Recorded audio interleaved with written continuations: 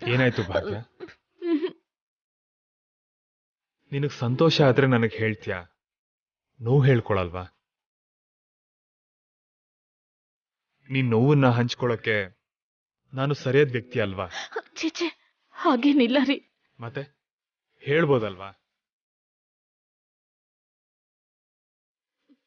ನಾನು ತಪ್ಪು ಮಾಡ್ದೆ ಅಲ್ವಾ? ಖಂಡಿತ ಇಲ್ಲ. ಸಾರಲ್ಲಿ ಉಪ್ಪಿದ್ಯಾ ಇಲ್ವಾ? ಎಲ್ರಿಗೂ ಅಡ್ಗೆ ಮಾಡಿದ್ನಾ ಇಲ್ವಾ? ಇಂಥದ್ನೆಲ್ಲ ನೋಡ್ಕೊಳ್ದೆ ನಿಮ್ಮನ್ ಬಿಡ್ಸ್ಕೊಳಕ್ ಹೋಗಿ ನಿಮ್ ಹೆಸರನ್ನ ಇನ್ನೂ ಹಾಳು ಮಾಡ್ದೆ.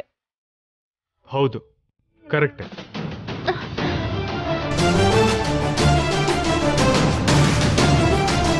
ನನ್ನ ಹೆಸರು ಹಾಳಾಯ್ತು.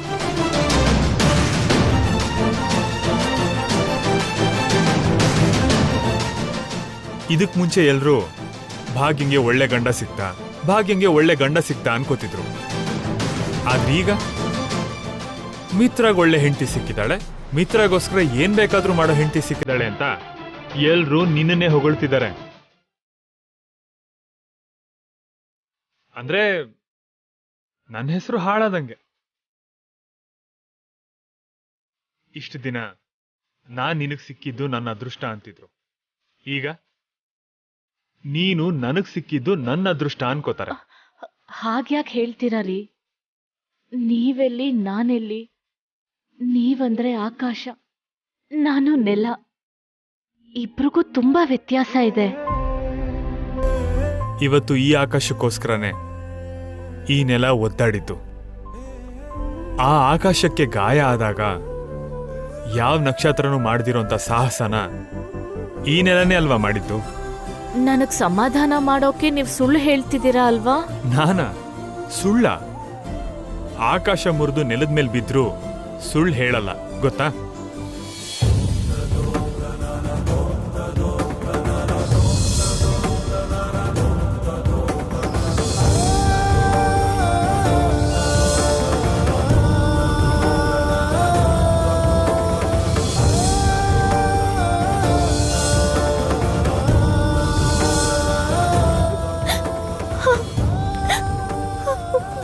ಏ ಭಾಗ್ಯ, ಏನಾಯ್ತು? ನನ್ ತಾತ ಕೂಡ ಹೀಗೆ ಹೇಳ್ತಿದ್ರು ಗೊತ್ತಾ? ಆಕಾಶ ಮುರಿದು ನೆಲದ ಮೇಲೆ ಬಿದ್ರು ಸುಳ್ಳು ಹೇಳಲ್ಲ ಅಂತಿದ್ರು. ನಿಮ್ ತಾತ ತುಂಬಾ ನೆನಪಾಗ್ತಿದಾರ?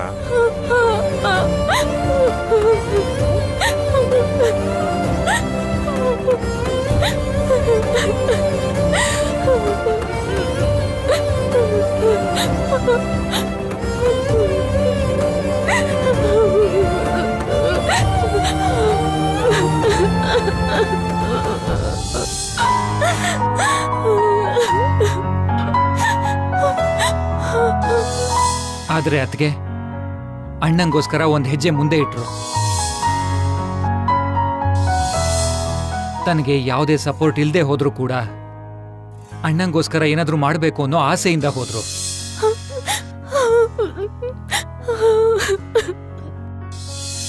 ಭಾಗ್ಯ ಅದಕ್ಕೆ ತುಂಬಾ ಒಳ್ಳೆಯವರು. ನಮ್ಮೆಲ್ಲರ ಬಗ್ಗೆನೂ ಯೋಚಿಸ್ತಾ ಇರ್ತಾರೆ. ಅಂಥ ವ್ಯಕ್ತಿಗೆ ನಾವು ಅಗತ್ಯ ಬಂದಾಗ್ಲೂ ಸಪೋರ್ಟ್ ಮಾಡದೆ ಹೋದ್ರೆ ನಮ್ಮ ಜೀವನಕ್ಕೆ ಅರ್ಥ ಇರೋದಿಲ್ಲ.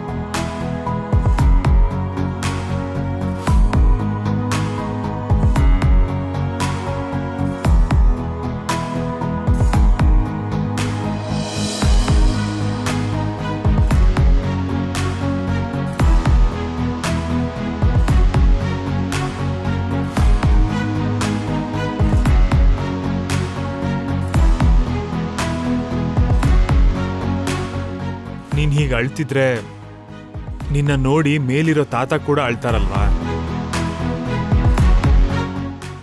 ನಾಣಿಗ್ ಕೂಡ ನೀನ್ ಇದನ್ನೇ ಹೇಳ್ತೀಯ. ಮತ್ ನೀನೇ ಅಳ್ಬೋದಾ? ಹೌದು, ತಾತಂಗ್ ನೋವಾಗುತ್ತೆ, ನಾನು ಅಳಲ್ಲ. ಸಾರಿ ರೀ, ನಾನತ್ತು ನಿಮ್ಗೂ ಕೂಡ ತೊಂದರೆ ಮಾಡ್ದೆ. ಹಾಗೆಲ್ಲ ಏನೂ ಇಲ್ಲ. ಅಯ್ಯೋ, ಅತ್ತೆ ರೂಮಲ್ಲಿ ನೀರಿಡೋಕೆ ಮರ್ತ್ಬಿಟ್ಟೆ. ಇರಿ, ನಾನಿಟ್ ಬರ್ತೀನಿ.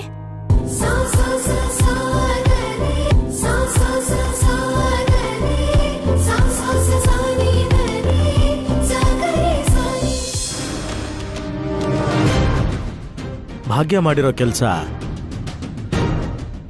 ಯಾಕೋ ನನಗೆ ತಪ್ಪಲ್ಲ ಅಂತ ಅನ್ನಿಸ್ತಾ ಇದೆ ಅರವಿಂದ. ಕೆಲವು ಕೆಲ್ಸಗಳನ್ನ ಯಾರ್ ಮಾಡ್ಬೇಕೋ ಅವರೇ ಮಾಡ್ಬೇಕು. ಹೇಗ್ ಮಾಡ್ಬೇಕು ಹಾಗೆ ಮಾಡ್ಬೇಕು. ಚಪಾತಿ ಹಿಟ್ ನಾದಿ ಇಡ್ಲಿ ಮಾಡಕ್ಕಾಗತ್ತಾ? ಇಲ್ಲ ಅಲ್ವಾ? ಇದು ಕೂಡ ಹಾಗೆ.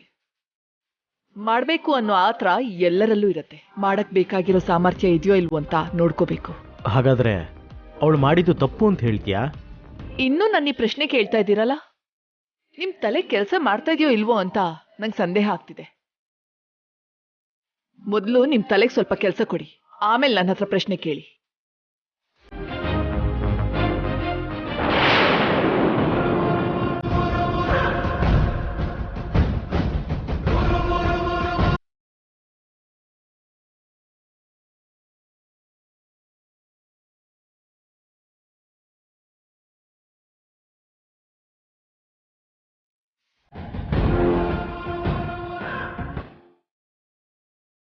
ಇನ್ನೂ ನನ್ ಮೇಲೆ ಕೋಪ ಹೋಗಿಲ್ಲ ಅನ್ಸತ್ತೆ.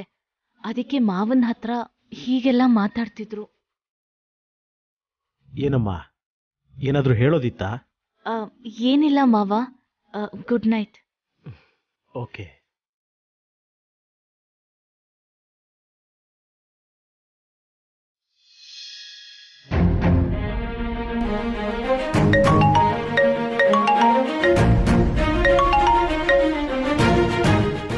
ಹಲೋ, ಹಾ ಭಾವ.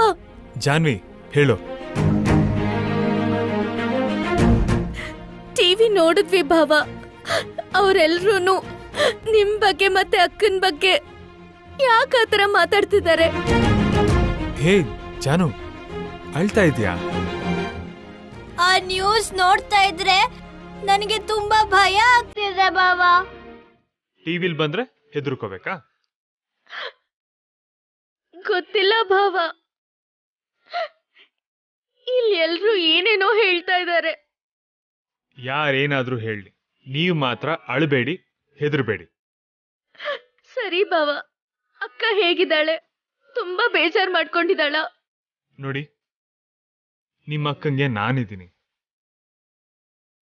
ಯಾವ ಥರ ಕಷ್ಟ ಬಂದ್ರೂ ನಾನ್ ನೋಡ್ಕೋತೀನಿ. ಅವಳ ಹತ್ರಕ್ಕೆ ಯಾವ ಸಮಸ್ಯೆ ಬಂದ್ರೂ ಅವಳ ಮುಂದೆ ನಾನಿರ್ತೀನಿ. ಅರ್ಥ ಆಯ್ತಾ? ನಿಜವಾಗ್ಲೂ ಹೇಳ್ತಿದ್ದೀರಾ? ಪ್ರಾಮಿಸ್? ಪ್ರಾಮಿಸ್. ಪಕ್ಕಾ ಪ್ರಾಮಿಸ್? ಓಕೆ, ಪಕ್ಕಾ ಪ್ರಾಮಿಸ್. ನೋಡಿ, ನಿಮಗ್ ಬೇಜಾರಾಗಿದೆ ಅಂತ ಗೊತ್ತಾದ್ರೆ ನಿಮ್ಮ ಅಕ್ಕ ಕೂಡ ಬೇಜಾರಾಗ್ತಾಳೆ. ಅದಕ್ಕೆ ನೀವು ಧೈರ್ಯವಾಗಿರ್ಬೇಕು, ಸರಿನಾ?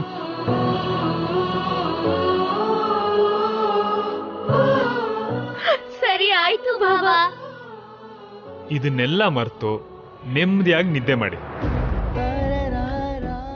ಆಯ್ತು ಭಾವ. Good night.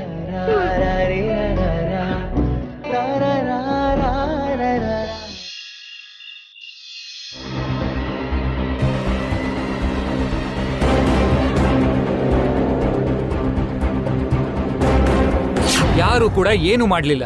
ಆದ್ರೆ ಅತ್ಗೆ ಅಣ್ಣಂಗೋಸ್ಕರ ಒಂದು ಹೆಜ್ಜೆ ಮುಂದೆ ಇಟ್ರು.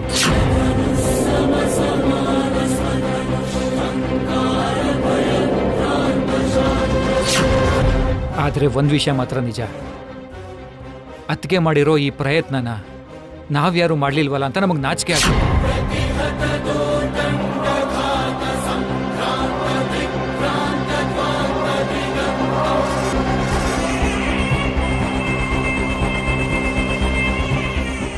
ಅರವಿಂದ, ಏನಾಯ್ತು? ನಿದ್ರೆ ಬರ್ಲಿಲ್ಲ ರೀ. ತಡಿಲಾರ್ದಷ್ಟು ನೋವನ್ನ ಮನಸ್ಸಲ್ಲೇ ಇಟ್ಕೊಂಡು ಕೊರಗ್ತಾ ಇದೀಯಾ.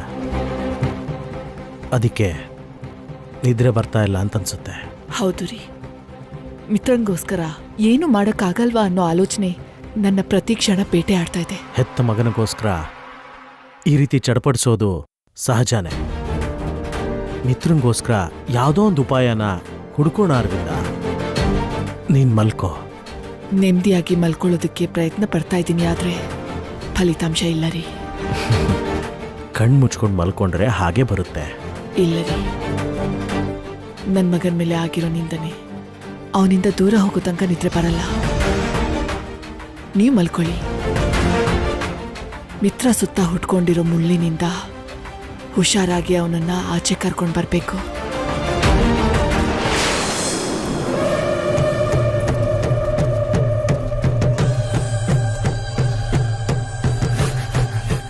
ಅಕ್ಕ, ನಾವೀಗ ಎಲ್ಲಿ ಹೋಗ್ತಿದೀವಿ? ಹೇಳ್ದೇನೆ ಕರ್ಕೊಂಡ್ ಬಂದೆ, ಈಗಾದ್ರೂ ಹೇಳ್ಬೋದಲ್ವಾ?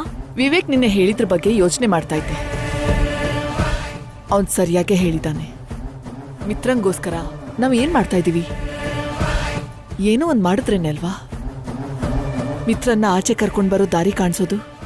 ಮಾಡ್ಬೇಕನ್ಸೋದು ಸರಿ ಅಕ್ಕ, ಆದ್ರೆ ಅದಕ್ಕೆ ದಾರಿ ಕೂಡ ಸಿಗ್ಬೇಕಲ್ವಾ? ರಾತ್ರಿ ಇಡೀ ನನಗ್ ನಿದ್ದೆನೆ ಬರ್ಲಿಲ್ಲ ದೇವಯಾನಿ. ಮಿತ್ರ ಹೆಗಲ್ ಮೇಲಿನಿಂದ ಆ ಕೇಸ್ ಭಾರನ ಇಳಿಸೋವರೆಗೂ ನನ್ ಮನ್ಸು ಪ್ರಶಾಂತವಾಗಿರಲ್ಲ. ಹೌದಕ್ಕ, ಮಿತ್ರ ಏನೋ ಕಳ್ಕೊಂಡ್ ಹಾಕಿದ್ರೆ ಮನೇಲಿ ಯಾರಿಗೂ ನೋಡಕ್ಕಾಗ್ತಿಲ್ಲ. ಅದಕ್ಕೆ ಇವತ್ತು ಹೇಗಾದ್ರೂ ಮಾಡಿ ಆ ಟೆನ್ಷನ್ನಿಂದ ಮಿತ್ರನ್ನ ಬಿಡುಗಡೆ ಮಾಡಬೇಕು ಅಂತ ನಿರ್ಧಾರ ಮಾಡಿದ್ದೀನಿ. ಹೇಗೆ? ಏನ್ ಮಾಡ್ತೀಯಕ್ಕ? ಇವಾಗ ನಾವು ಹೋಗ್ತಾ ಇರೋದು ಪ್ರಿಯನ್ನ ಭೇಟಿ ಮಾಡಕ್ಕೆ. ಏನ್ ಮಾತಾಡ್ತಿದ್ಯಾ ಅಕ್ಕ? ಇಷ್ಟೆಲ್ಲ ಆದ್ಮೇಲೂ ಕೂಡ ಅಷ್ಟು ಧೈರ್ಯವಾಗಿ ಆ ಪ್ರಿಯಾನ ಹೇಗ್ ಮೀಟ್ ಮಾಡೋದು? ಅವಳು ದೊಡ್ಡ ಮಾಯಗಾತಿ. ನಾವ್ ಕೇರ್ಲೆಸ್ ಆಗಿ ಅಲ್ಲಿ ಹೋದ್ರೆ ಅವಳು ಹಾಕೋ ಬಲೆಗೆ ನಾವ್ ಬೀಳ್ಬೇಕಾಗತ್ತೆ. ಅದಕ್ಕೆ ನಾವು ಅವಳ ಮನೆಗೆ ಹೋಗ್ತಾ ಇಲ್ಲ, ನಮಗ್ ಸೇಫ್ ಆಗಿರೋ ಜಾಗಕ್ಕೆ ಅವಳನ್ನ ಬರಕ್ ಹೇಳಿದ್ದೀನಿ. ಅಲ್ಲಿ ಅವಳ ಆಟ ನಡೆಯಲ್ಲ. ಹಾಗಾದ್ರೆ ಓಕೆ.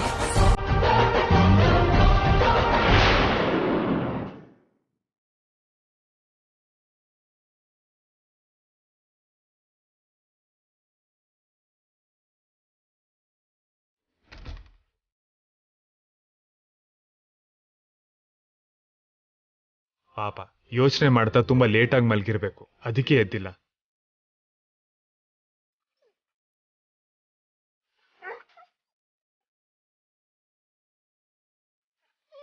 ಲಾಡು,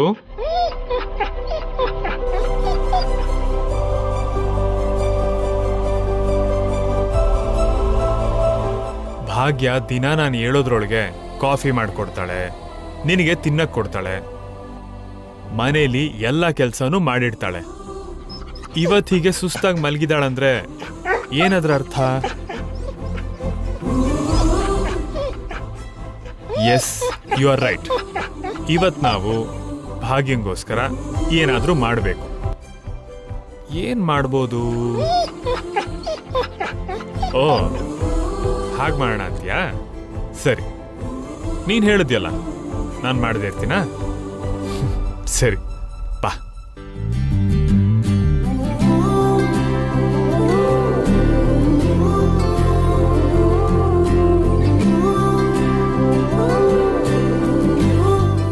ಅಮ್ಮ, ಇವತ್ತೇನ್ ಭಾಗ್ಯ ಇನ್ನೂ ಕಾಫಿನೇ ಕೊಟ್ಟಿಲ್ಲ? ನಾನು ಕೂಡ ಅದೇ ಅನ್ಕೊಂಡೆ. ಕೋಳಿ ಕೂಗೋದ್ಕಿನ್ನ ಮೊದ್ಲೇ ಎದ್ದು ಸೂರ್ಯನು ಕೂಡ ಅವಳೇ ಎಬ್ಬಿಸ್ತಿದ್ಲು. ಅಂಥದ್ರಲ್ಲಿ ಇನ್ನೂ ಇವತ್ತು ಮನೇಲೆಲ್ಲೂ ಕಾಣ್ತಾನೇ ಇಲ್ಲ.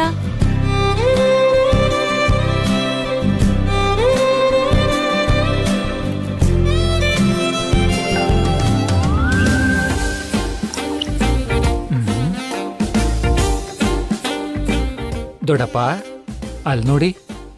ಏನಾಯ್ತೋ? ಕಿಚನ್ ಎಲ್ಲಿದೆ ಅಂತ ಕೇಳಿದ್ರೆ ಸ್ವಿಮ್ಮಿಂಗ್ ಪೂಲ್ ಪಕ್ಕದಲ್ಲ ಅಂತ ಕೇಳೋ ಅಣ್ಣ ಇವತ್ ನೋಡಿ ಅಲ್ಲಿ ಕಿಚನ್ಗೆ ಹೋಗಿದ್ದಾನೆ.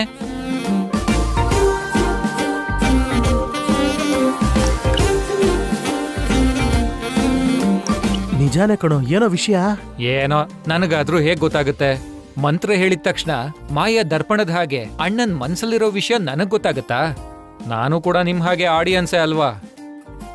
ನೀನೊಬ್ಬ ಸಿಂಪಲ್ ವಿಷಯ ಕೇಳಿದ್ರು ಪುರಾಣನೇ ಹೇಳ್ತೀಯ.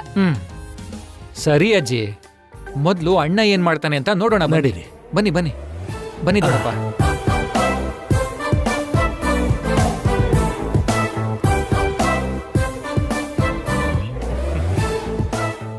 Thank you laddu.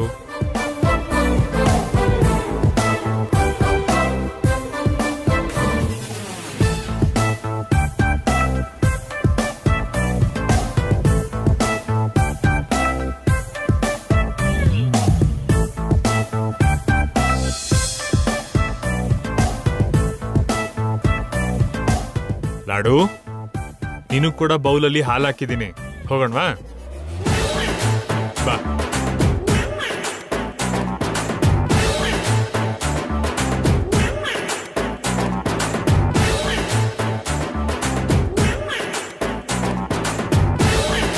ದೊಡ್ಡಪ್ಪ ಬನ್ನಿ, ನಾವು ಕೂಡ ಹೋಗಿ ನೋಡೋಣ. ನಡೀರಿ.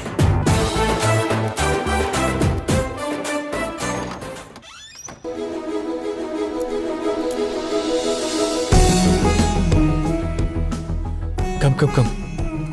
ಸೈಲೆನ್ಸ್.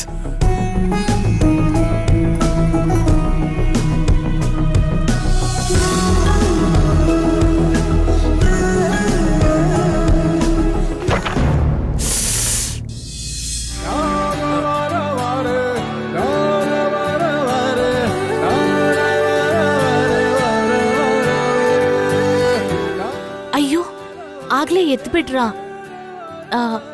ನಾನೇ ಲೇಟ್ ಆಗಿದ್ನೇನೋ. ಇರಿ, ನಾನ್ ನಿಮಗ್ ಕಾಫಿ ತರ್ತೀನಿ.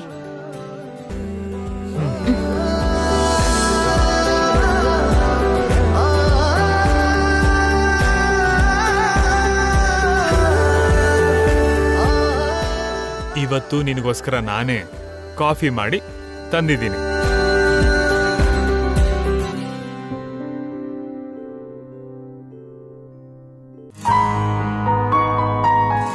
ನೀವು ನನ್ಗೋಸ್ಕರ ಕಾಫಿ ಮಾಡಿದ್ರಾ? ನಾನೇ ನಿನಗೋಸ್ಕರನೇ ಕಾಫಿ ಮಾಡ್ಕೊಂಡು ಬಂದೆ. ತಗೋ.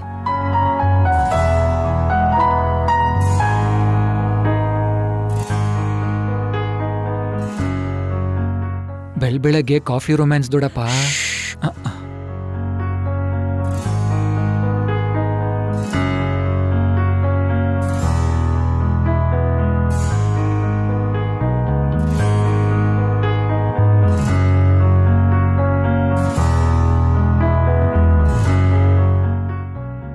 ಹೇಗಿದೆ? ತುಂಬಾ ಚೆನ್ನಾಗಿದೆ.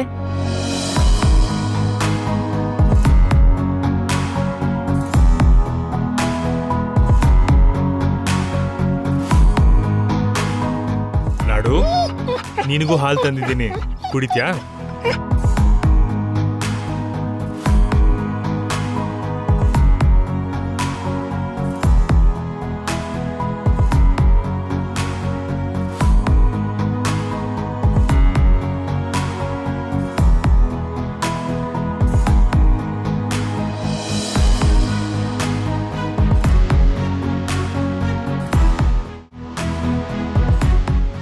ಏನಾಯ್ತು ಭಾಗ್ಯ? ಏನಿಲ್ಲ ರೀ. ಹೇಳತ್ತಾನೆ. ಏನಿಲ್ಲ ರೀ, ನಮ್ಮೂರಲ್ಲಿ ಪಾರ್ವತಿ ಅಂತ ಒಬ್ರು ಆಂಟಿ ಇದ್ರು. ಅವ್ರೇನ್ ಹೇಳ್ತಿದ್ರು ಗೊತ್ತಾ? ಬೆಳಗ್ಗೆನೆ ಕಾಫಿ ಮಾಡ್ಕೊಡೋ ಗಂಡ ಸಿಕ್ಕಿದ್ರೆ ಇನ್ನು ಆ ಜೀವನ ಎಲ್ಲ ಕಾಫಿ ಹಾಗೆ ರುಚಿಯಾಗಿರುತ್ತಂತೆ.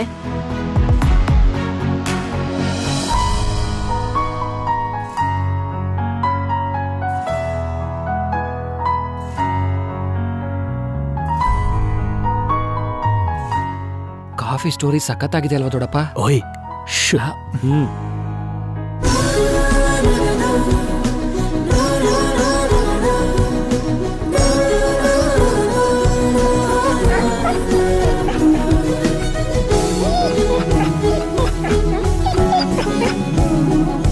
ಬೊಗಳ್ಬೇಡ.